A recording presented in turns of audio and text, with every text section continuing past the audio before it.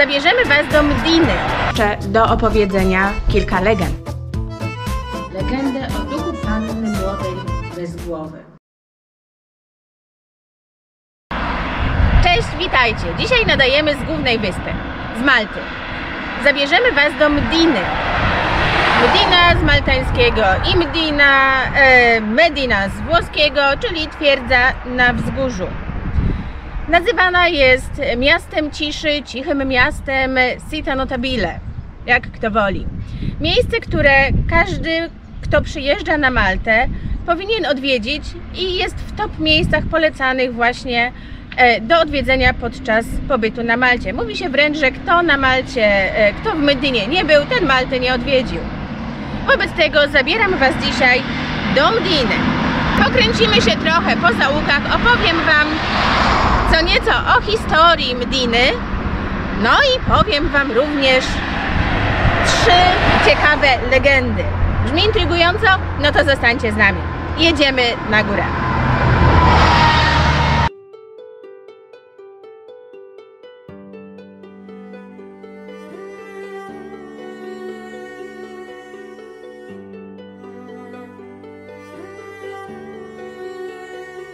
Mamy tutaj fanów seriali. Czy kojarzycie tą bramę? Bardzo popularny serial. No to myślcie, a ja na końcu tego odcinka Wam powiem, co to jest za miejsce.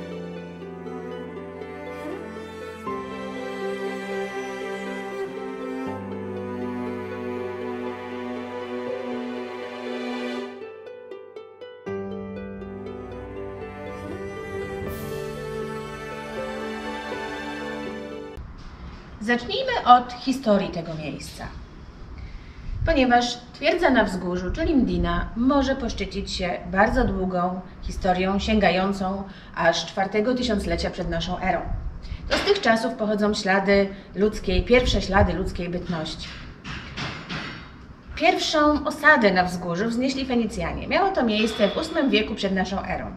Nazwali ten obszar wtedy Malet, co oznacza schronienie. W roku 218 przed naszą erą Rzymianie podbili Fenicjan. Nastał wtedy okres panowania Cesarstwa Rzymskiego. Rzymianie wznieśli tu pierwsze budowle murowane, a rzymski gubernator postawił w tym miejscu swój pałac. Teren ówczesnej Mediny był dużo większy niż teren obecnego miasta, ponieważ obejmował Medinę wraz z otaczającym ją Rabatem.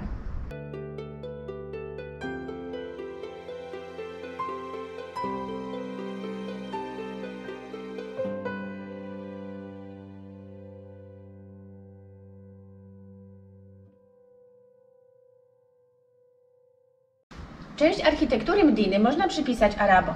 Przybyli oni na wyspę w roku 870. To oni wznieśli wysokie mury i otoczyli miasto fosą. Zrobili fortecę.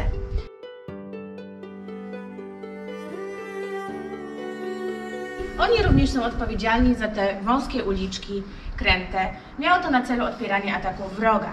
Oczywiście łatwiej jest się bronić, kiedy przed nami stoi 3 uzbrojonych rycerzy na takim wąskim terenie, a nie 300 na otwartej przestrzeni. Arabowie również podzielili Medinę na 2 obszary, a właściwie na centrum, czyli Medinę. Medina z arabskiego oznacza miasto i to jest ten teren, który jest otoczony właśnie murami, oraz na przedmieścia, czyli Rabat. Rabat również z języka arabskiego oznacza przedmieścia. No cześć! Chwila przerwy dla kota. Arabowie rządzili Maltą do roku 1091, kiedy to zostali podbici przez Normanów. W tamtym okresie Medina stała się centrum gospodarczym całego kraju. Medina pozostawała stolicą Malty do czasu panowania zakonu maltańskiego. Zakon maltański przybył na wyspę w 1530 roku i przeniósł stolicę bliżej morza. Najpierw stolicą zostało Birgu. Był to rok 1530, a następnie Valletta w roku 1571. Okres panowania rycerzy zakonu maltańskiego uważa się za okres ożywienia gospodarczego w historii Malty, tak zwany złoty okres w dziejach Malty.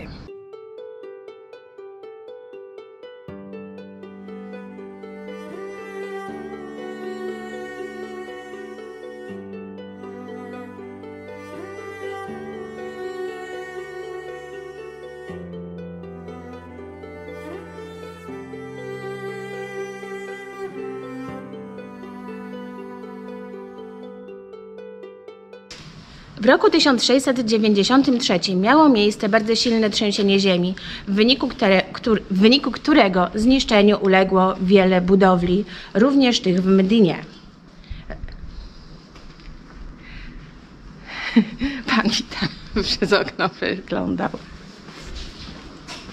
Gdzie? No tutaj głowę wystawił i mnie z tego.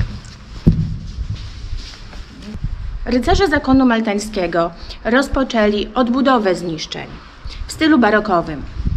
Odbudowali w tym czasie m.in. katedrę świętego Pawła w Medinie według projektu bardzo znanego maltańskiego architekta i rzeźbiarza Lorenzo Gaffy oraz zbudowali główną bramę miejską, tą przez którą wchodziliśmy właśnie do miasta.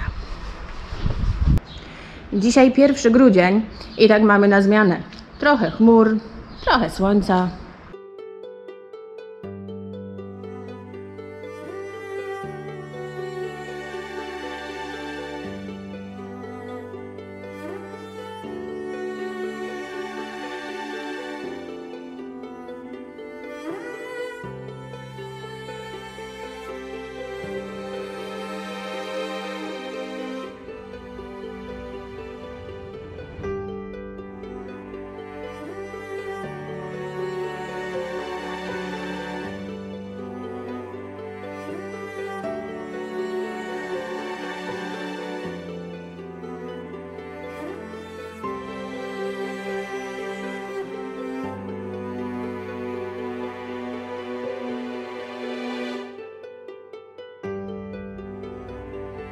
Dalsza historia Malty już tak w dużym skrócie, ponieważ nie koncentruje się ona na samej Medinie, lecz na kraju jako całości. W 1798 roku Maltę podbiły wojska napoleońskie. Napoleon grabił, siał zniszczenie, w związku z czym Maltańczycy poprosili o wsparcie wojska brytyjskie. Napoleon po całych 2 latach panoszenia się na Malcie poddał się wojskom brytyjskim i nastał okres panowania Brytyjczyków. Zakończył się on w roku 1964, kiedy to Malta uzyskała niepodległość od Wielkiej Brytanii. To by było tyle o samej historii, jeżeli chodzi tutaj o Medinę. Natomiast będzie jeszcze do opowiedzenia kilka legend, ale to za chwilkę.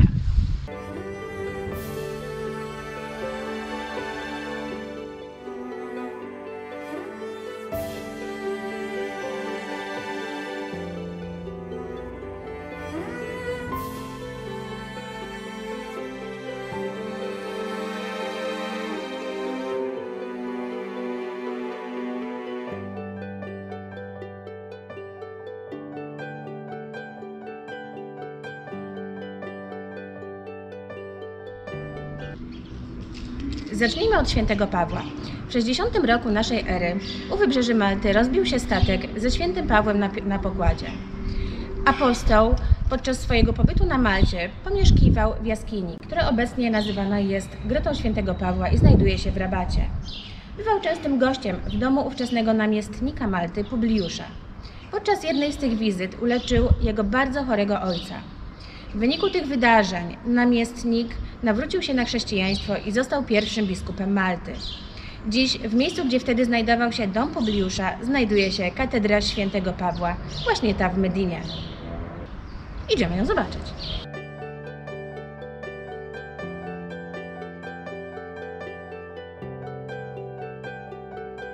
To jest właśnie katedra Świętego Pawła. Zwróćcie uwagę na 2 zegary. Ten po lewej na wieży pokazuje dobrą godzinę. Ten po prawej pokazuje godzinę złą. Akurat w sytuacji tego kościoła pokazuje on datę. Natomiast do czego zmierzam? Chodzi mi o legendę o 2 zegarach. Większość kościołów na Malcie ma właśnie 2 zegary. Jeden z nich pokazuje dobrą godzinę, drugi pokazuje złą, bądź nie ma wskazówek. Wiążą się z tym 2 wierzenia. Pierwsze z nich głosi, że zła godzina ma zmylić diabła, który miałby przyjść i przeszkodzić wiernym w mszy. Drugie wierzenie, mniej popularne, aczkolwiek powtarzane przez mieszkańców, głosi, że zła godzina ma oszukać śmierć i miało to dać Maltańczykom, zapewnić im długowieczność. Powiedzcie, co wy na ten temat sądzicie.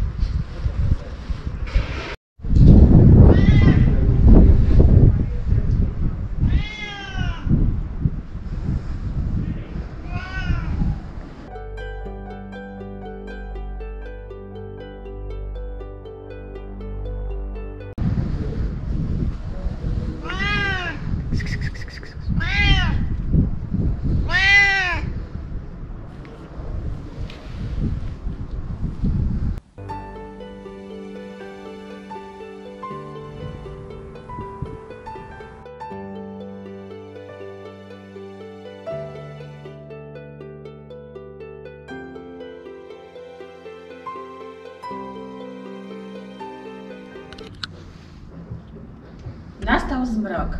Jest to więc pora na ostatnią legendę. Legendę o duchu panny młodej bez głowy.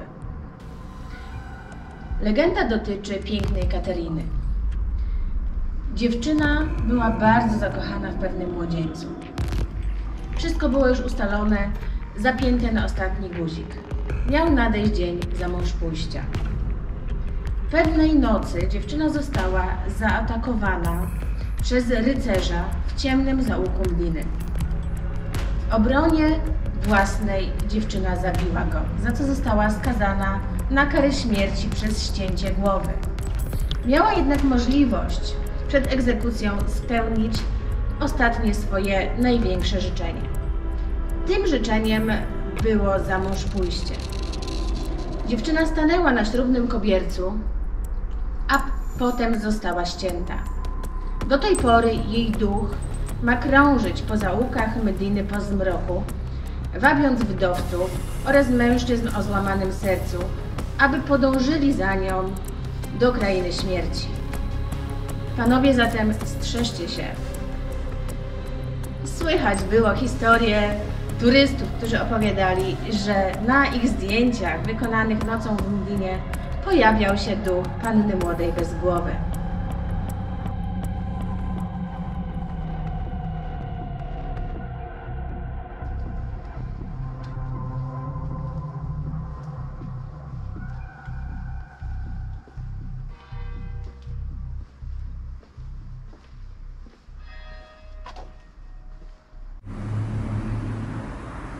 A gdyby ktoś miał ochotę na więcej ekstremalnych doświadczeń, to warto odwiedzić Muzeum Tortur w Mdynie, tuż po wejściu przez bramę główną po prawej stronie. Za dużą głowę ma. No, się powinno otworzyć, ale tam kłódka jest. Żeby nikt nie wsadził głowy w dyby. Głowy w dyby. Dokładnie tak. Moi drodzy, i to by było na tyle dzisiaj z Mdyny. Mam nadzieję, że Mdyna Was zauroczyła i będąc na Malcie odwiedzicie to miejsce. Warto przyjechać tutaj w dzień i zostać nawet do zmierzchu, żeby zobaczyć Mdynę bez ludzi. Znaczy, teraz to i tak była bez ludzi. Mówię tutaj o normalnym sezonie turystycznym. No i co? Rozwiązanie zagadki. W jakim serialu występowała ta brama?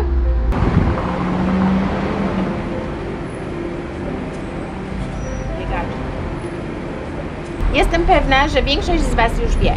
Chodzi o grę o tron. To była królewska przystań. Sport to zdrowie. Tymczasem żegnam się z Wami dzisiaj. Dziękuję Wam za oglądanie.